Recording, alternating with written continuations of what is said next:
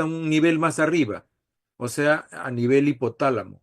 ¿Ya? Entonces, a veces hay problemas en el hipotálamo, por ejemplo, una persona que ha recibido radioterapia o que tiene un tumor en el hipotálamo, por ejemplo, un craneofaringioma. Entonces, las hormonas que se producen en el hipotálamo y que controlan a la hipófisis se ven comprometidas. ¿Ya? Entonces, a eso le hablamos el problema terciario. Ahora tenemos acá la anatomía de la hipófisis, los dos tercios anteriores, que es la adenohipófisis, y el tercio posterior, ¿no? Que es la neurohipófisis. La adenohipófisis es la responsable de todas esas glándulas, esas hormonas que ustedes ven. La hormona adenocorticotropa, ¿no? La estimulante de la tiroides o TSH, ahí tiene otras siglas. La hormona de crecimiento o GH, ¿no? Las gonadotropinas, en la cual está la FSH, la folículo estimulante, la luteinizante, la LH y la prolactina. Entonces, estas son las hormonas que generalmente, ¿no? secreta la adenohipófisis. Ahí está un cuadro más bonito, donde tenemos la GH, la TSH, la FSH, la prolactina, la CTH, y la prima hermana de la CTH, que es la MSH.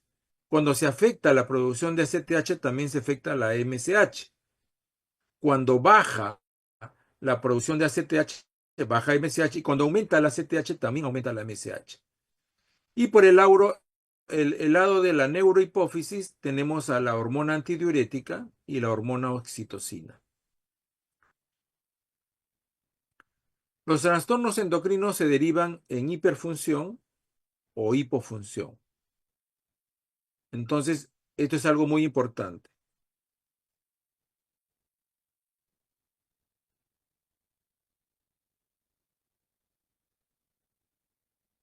¿Están escuchando, chicos? Sí, doctor. Sí, doctor. Sí. Ya, entonces seguimos y tenemos a los síndromes hipofisiarios, ¿no? Los síndromes hipofisiarios son aquellos que derivan en hipofunción o hiperfunción, al igual que en la tiroides, al igual que en la suprarrenal, igual en todas, ¿no? Síndromes de hipofunción. Vamos a ver qué síndromes, o sea, como hay varias hormonas comprometidas, cualquiera de ellas pueden estar todas las hormonas comprometidas de la adenohipófisis como pueden estar, ¿no? Solo algunas, ¿no? Cuando están todas las glándulas todas las hormonas comprometidas, hablamos de lo que se llama panhipopituitarismo. Y la clínica va a depender de una suma de síntomas, ya sea del problema tiroideo, del problema gonadal, del problema suprarrenal, de cualquiera de ellos. Por ejemplo, si el problema, acá sí, acá tenemos un pequeño, cuando solo hablamos como glándula endocrina, solo a la hipófisis, ¿no? Si hay un problema en la hipófisis, sería primario, solo en ese caso. Y ya hablaríamos de secundario cuando el problema es en el hipotálamo, cuando consideramos como primario a la glándula, ¿ya? Solo en ese caso. El paciente que hace hipofunción, o sea, hipopituitarismo, la tasa de incidencia es de 4 casos, 4,2 por cada 100.000 habitantes, y una prevalencia de 45,5 por cada 100.000 habitantes. ¿Ya? Ahora, la mayoría de casos son tumores en la misma hipófisis, ¿ya? A veces son tumores, por ejemplo, los llamados adenomas. Ustedes van a escuchar a lo largo de su carrera, ¿no? El término adenomas, microadenomas, macroadenomas, ¿no? De pacientes que han sufrido un trauma cráneoencefálico y ha quedado dañado en esa zona, pacientes que han recibido radioterapia craneal, pacientes que han tenido cirugía hipofisiaria, ¿ya? Entonces, puede ocurrir eso, ¿no? Pacientes que tienen, ¿no? Por ejemplo, cuando hay un problema de necrosis isquémica de la glándula maneja unas arterias muy pequeñas que a veces cuando la mujer está gestando y tiene el parto, un parto muy sangrante, ¿no? Estas arterias pequeñas de la hipófisis se necrosan y eso se llama síndrome de Sheehan. Con el tiempo, la paciente va a desarrollar un síndrome de Sheehan, ¿no? pacientes que han tenido problemas granulomatosos, ¿no? Y que reciben cirugía o radiación en un nivel más arriba, digamos, en el hipotálamo. Pacientes que raramente pueden tener enfermedad autoinmune a nivel de hipotálamo, o pacientes que tienen enfermedades como la amiloidosis o la hemocromatosis y que ha infiltrado el hipotálamo, pueden hacer panhipopituitarismo. ¿Ya? Entonces tenemos a tumores, los llamados macroadenomas. Ahí está una imagen de un macroadenoma en la imagen de abajo, grande, más de 10 milímetros, hablamos de macroadenoma, y microadenoma menos de 10 milímetros, ¿no? El macroadenoma es muy sintomático, ¿ya? Puede dañar a gran parte de la adenohipófisis y puede comprimir incluso el quiasma óptico. La clínica va a depender de la hormona comprometida, eso es importante, ¿ya? Entre síntomas generales ya saben ustedes que los problemas a veces endocrinológicos, ¿no? Provocan síntomas generales. Tenemos la cefalea, digo, el malestar general, el cansancio, la letargia, la disminución del peso, la hipotermia, la disminución del apetito, dolor abdominal, son síntomas generales que mi paciente puede tomar. Si es un tumor que comprime, puede dar cefalea, alteraciones visuales, las llamadas semianoxias, o puede ser que el tumor destruya la lámina propia, cribosa, del etmoides y el paciente tenga una fuga de líquido cefalorraquídeo por la nariz. A eso se llama rinorraquia. Y aquí está la clínica de cada hormona en déficit. No sé si más acá está también igualito ya. Por ejemplo, vamos a tomar alguna. Por ejemplo, la hormona de crecimiento. Si está disminuida, el paciente tiene fatiga, adinamia, la habilidad emocional, disminución del sueño y anormalidades en su metabolismo. Si, si cae la TSH, la tirotrofina, el paciente va a tener bradicardia, bradisiquia, piel seca, caída del cabello, fatiga, intolerancia al frío, incremento de peso, etcétera, ¿no? Si cae la prolactina, va a tener agalactia, o sea, no va a poder dar de lactar, se corta la leche. Y así, cada hormona que cae, porque estamos hablando de un panhipopituitarismo, va a producir una serie de molestias, ¿no? Nosotros podemos tener la sospecha clínica, la sospecha hormonal, y el paciente puede hacer, ¿no? Tendremos que hacerle un dosaje hormonal, exámenes de imagen para ver la causa, ¿no? Y después ya ver qué hormona es la está comprometida para darle, para reemplazar esa hormona con tratamiento farmacológico. Entonces, esto lo vamos a pasar, ¿no? Ahí tenemos, miren, por ejemplo, como causantes de hipopituitarismo, los adenomas, los macroadenomas. Ahí la flecha está señalando un macroadenoma. Puede ser un quiste también de hipófisis, puede ser un cáncer metastásico, a propósito de un cáncer que se ha originado, por ejemplo, en el hipotálamo, ¿no? O pacientes que han sufrido cirugía o radioterapia hipofisiaria. Pueden tener todas esas complicaciones. Pacientes que tienen problemas infiltrativos, ¿sí? Ya como infecciones hemocromatosis, ¿no? Eh,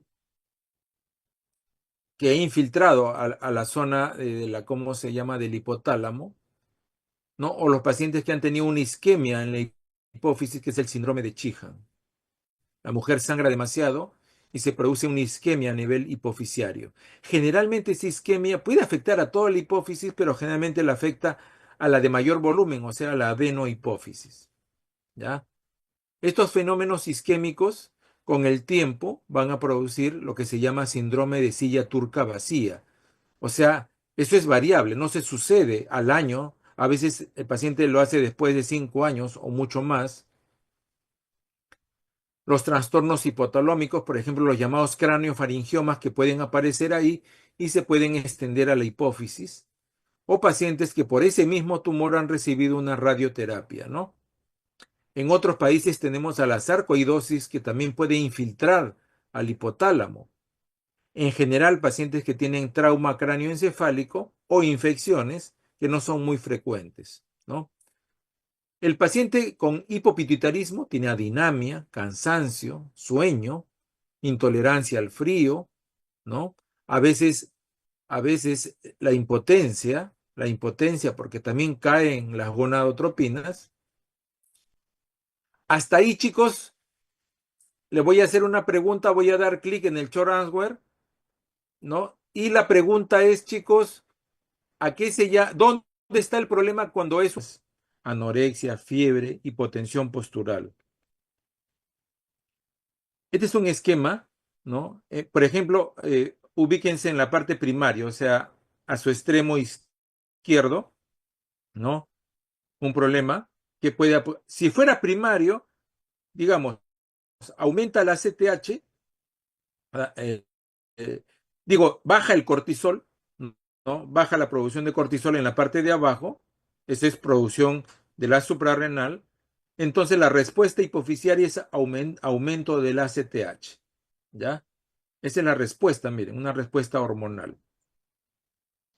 Pero ahora ubíquense en el medio, secundario, ¿no? La caída del cortisol, ¿no? La caída del cortisol, ¿no? ¿No? Supuestamente, ¿no? Supuestamente provocaría un aumento del ACTH, pero no, hay un problema en esa glándula, o sea, en la hipófisis. Y en vez de subir como respuesta, cae el ACTH. Cae el ACTH, ¿no? Porque hay un problema ahí, y cae el cortisol cae, ¿ya? A esto se refiere cuando es secundario. Por ejemplo, esto sí grábense, es algo muy importante cuando evaluamos, por ejemplo, el problema adrenal, ¿no?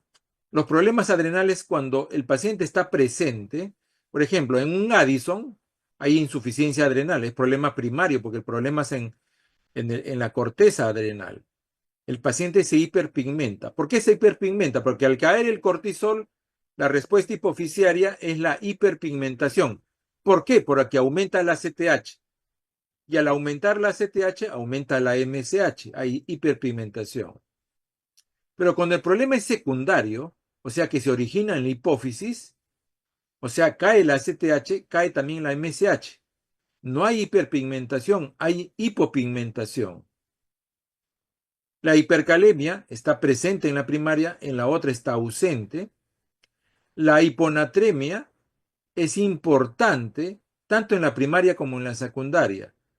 Por ejemplo, en un síndrome de Sheehan, el paciente, ¿no? En un síndrome de Sheehan, ubíquense en la secundaria, el paciente no se hiperpigmenta, se hipopigmenta. ¿Ya? El sodio, el potasio no se mueve, la hiponatremia sí está presente, pero también puede estar ausente, pero cuando el paciente, el sodio puede estar muy bajo, ¿no? No hace acidosis, no hace hipotensión, ¿no? A veces no pierde el problema de vello axilar y pubiano. Si lo pierde, ya no es por problema del cortisol, sino es pues problema de la tiroides. Si cae la tiroides, sí, se cae el vello pubiano, pues, ¿no? Alopecia tampoco hay, ¿sí? Y la CTH está baja, pero también está baja la MSH. Por eso que el paciente se hipopigmenta o mantiene su color, ¿ya? Esta tabla es muy importante. ¿Qué pasa con la hormona de crecimiento cuando hay problema hipofisiario, de hipofunción? ¿Ya? La hormona de crecimiento tiene que ver con el crecimiento óseo, ¿ya? Pero también tiene su efecto sobre el tejido adiposo, ¿ya? Ya que reduce el tejido adiposo. Ese es uno de sus efectos que tiene la hormona de crecimiento. Tiene un efecto sobre el hígado, también. Tiene un efecto sobre el crecimiento óseo. Entonces, lo primero que va a dar es talla baja por disminución de la hormona de crecimiento. Pero la talla baja no solo es exclusivo de la hipófisis, puede ser también talla básica genética, puede ser constitucional, ¿ya? Puede ser por insuficiencia de la hormona de crecimiento, claro que sí, puede ser, o sea, por problema hormonal. Y puede ser también por otros problemas, por ejemplo, el hipotiroidismo también afecta el crecimiento. La diabetes mal controlada, el exceso de corticoides, ¿no? Puede también afectar el crecimiento. La talla también puede ser responsable por un problema de una enfermedad crónica, un asma, una cardiopatía, una nefropatía, ¿ya? Cursan con talla baja. Yo me acuerdo haber rotado en el Hospital del Niño, ver adolescentes de 18 años que parecían niños de 10 años, chiquititos, ¿no? Con cardiopatía congénita. Entonces, en cuanto a la talla baja, no solo es exclusivo de la hormona de crecimiento cuando está baja, sino también de un montón de problemas. ¿Ya? Entonces, existen también problemas cromosómicos que dan talla baja, ¿ya? Como son el Turner, ¿sí? Los problemas de acondroplasia, que no tienen nada que ver con la hormona de crecimiento, ¿ya? Esta parte la vamos a pasar, ¿ya? Entonces, la talla baja por hormona de crecimiento puede ser una expresión, ¿no? De una hipofunción hipofisiaria.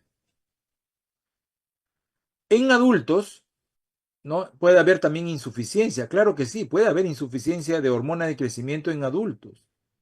Recuerden que la hormona de crecimiento también actúa sobre las grasas y al no actuar puede haber disfunción endotelial y mi paciente se puede quedar con un riesgo cardiovascular. ¿En qué se diferencia, no? Más o menos esto de acá.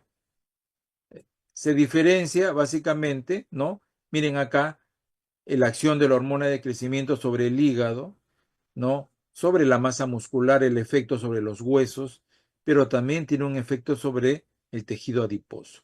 La persona que disminuye su hormona de crecimiento, digamos, un paciente que ha hecho hipopituitarismo y se ha complicado la zona de la hipófisis que libera hormona de crecimiento, el paciente entra en un riesgo cardiovascular por acumulación de tejido adiposo, que antes la hormona, cuando estaba bien, ayudaba a movilizarlo.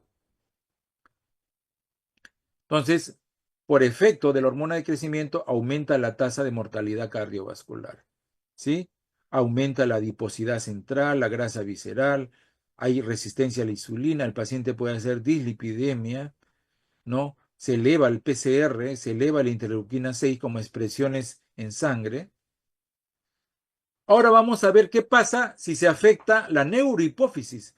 Si bien es cierto, la neurohipófisis ante un pan hipo se mantiene intacta, pero hay veces que sí se complica, ¿no? Entonces la neurohipófisis es responsable de dos hormonas, la hormona antidiurética y la hormona llamada oxitocina, ¿no? Si hay déficit de vasopresina por una insuficiencia de la neurohipófisis, habría diabetes insípida, ¿no? Entonces, a veces se produce durante una cirugía, ¿no? ¿No? Un problema del hipotálamo también que puede, a veces, ¿no? La clínica se manifiesta poliuria, polaquiuria, polidixia, igual que un diabético, deshidratación, el paciente entra en hipotensión arterial y hace taquicardia.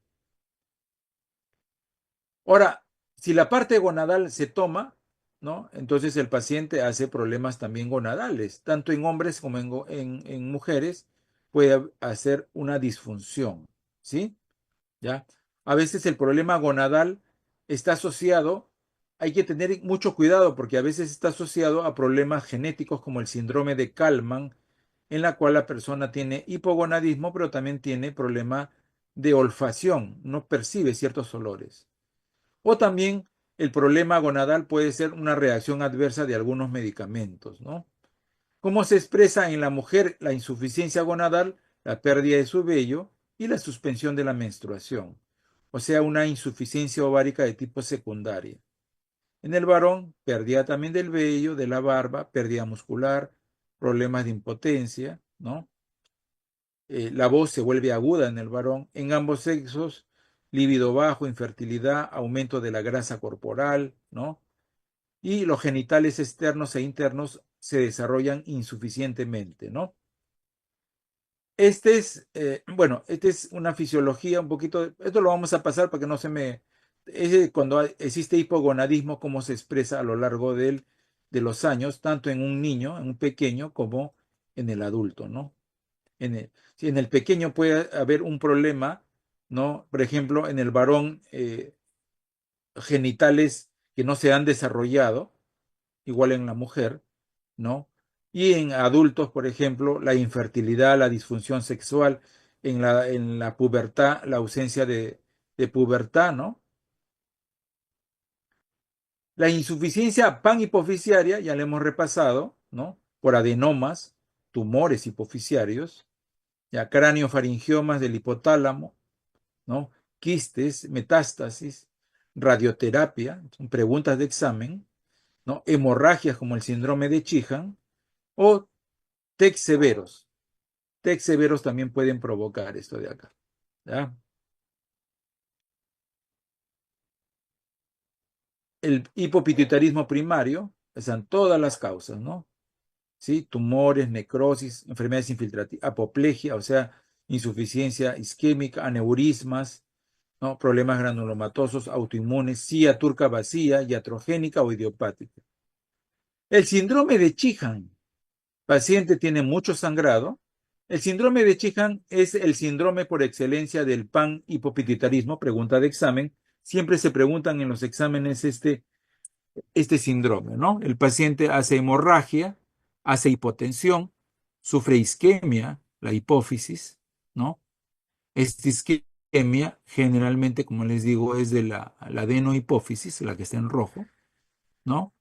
El paciente hace las insuficiencias de todas las hormonas, ¿no? De la tiroides, de la suprarrenal o de las gónadas, ¿ya? ¿Y qué va a tener mi paciente? Agalactia, no va a poder dar de lactar, ¿ya? Cae en la LH y la FSH, el paciente hace amenorrea, la dama, ¿no? La hormona de crecimiento cae, falta de anabolismo, ¿no? Aumenta el riesgo cardiovascular, cae la TSH, el paciente hace hipotiroidismo, ¿ya? Cae la ACTH, paciente pérdida de peso, baja la presión, baja la glucosa, baja la temperatura también, la pérdida del vello axilar y púbico, la astenia, la falta de secreción sebácea, diarrea, palidez, lívido. Si hiciera algún problema de, ¿cómo se llama?, de electrolitos, haría una hiponatremia el paciente, una hiponatremia, ¿ya? Clásico, ¿no? Ahora, así como hay síndromes de hipofunción por tumores, por adenomas, por radioterapia, por isquemia, también hay síndromes de hiperfunción. Este es el otro tema. Así como hay hipotiroidismo, hay hipertiroidismo. Vamos a ver qué síndromes de hiperfunción hipofisiaria existen.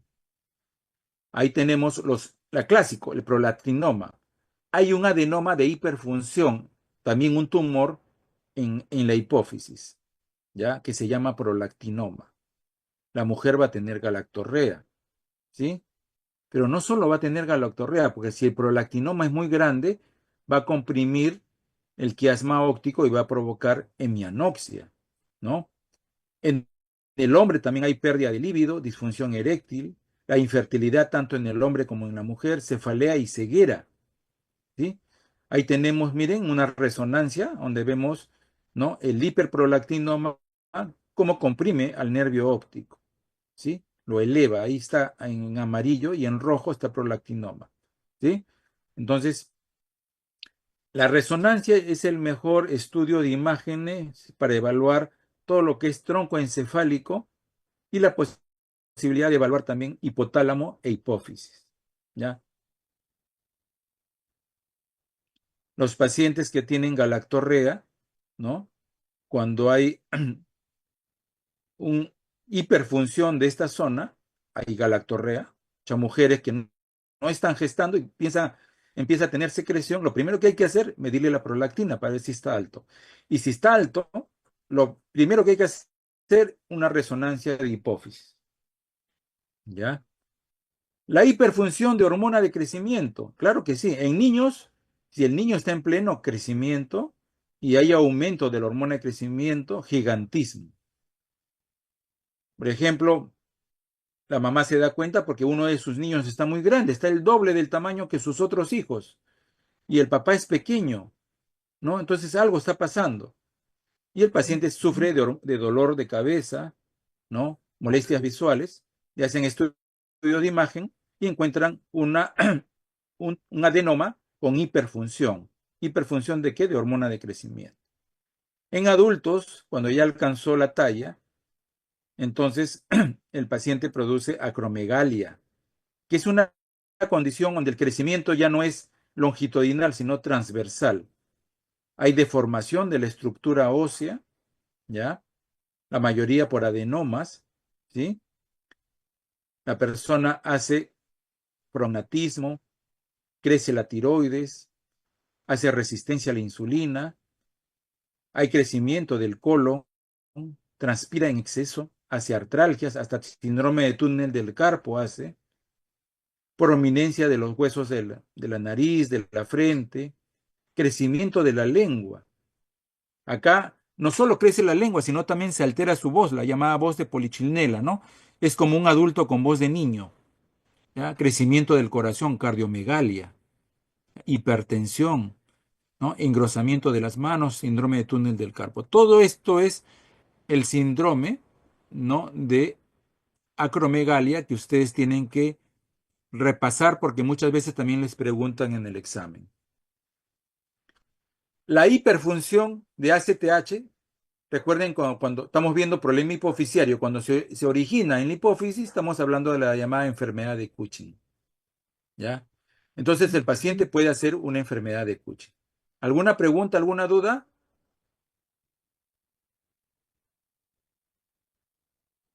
¿Alguna duda, chicos? Todo claro, doctor. ¿Ya? Recuerden, ¿ya? Se llama enfermedad de Cushing porque el síndrome de Cushing es amplio. Incluso puede ser por exceso de corticoides, de uso de tratamiento corticoide. La enfermedad de Cushing se produce cuando la hiperfunción se produce por un crecimiento de un tumor a nivel de la hipófisis, ¿no? Aumenta ACTH, ¿ya? Entonces, también esta ACTH puede ser producción extrahipofisiaria, a veces en un cáncer de pulmón, en un cáncer de bronquial, en el timo, en el ovario, puede haber también este problema, ¿ya? Entonces,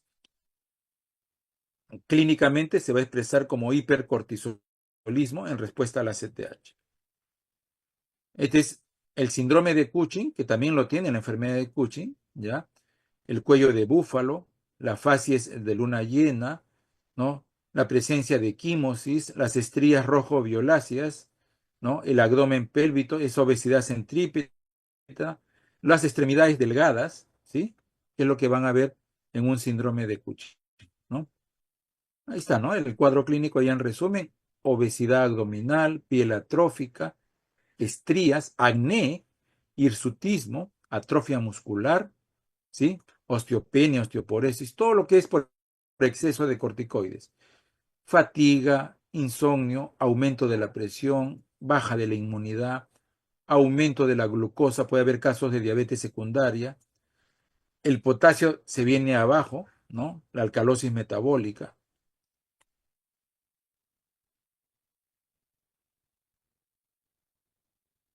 Adenomas también puede haber hiperfunción por adenomas productores de TSH, también puede haber. Es bien raro, miren, 0,5 al 2% de los tumores hipoficiarios pueden producir TSH, ¿ya? El paciente va a tener bocio, va a tener hipertiroidismo, pero no es oftalmos, que es típico en la enfermedad de Graves, ¿no? Generalmente son tumores por encima del centímetro, 10 milímetros, ¿ya? Miren, a estos pacientes con adenoma productores de TSH, que son raros, generalmente el tratamiento es quirúrgico, ¿ya? Tratamiento quirúrgico. Hiperfunción del eje gonadotropo. También se puede afectar por hiperfunción el eje gonadotropo. Adenomas productores de gonadotropinas, ¿ya? Puede haber de 1 a 10% de tumores hipoficiarios muy asintomáticos. La clínica generalmente ocurre con cambios visuales, por el crecimiento básicamente. Tratamiento cirugía transesfenoidal, ¿ya? Hiperfunción del eje tirotropo, también puede haber estimulación del eje tirotropo, ¿ya? Entonces, en resumen, mi paciente, ¿no? Mi paciente puede tener este problema, básicamente, ¿no? Y tener ¿cómo se llama? tener el problema de hiperfunción, que es más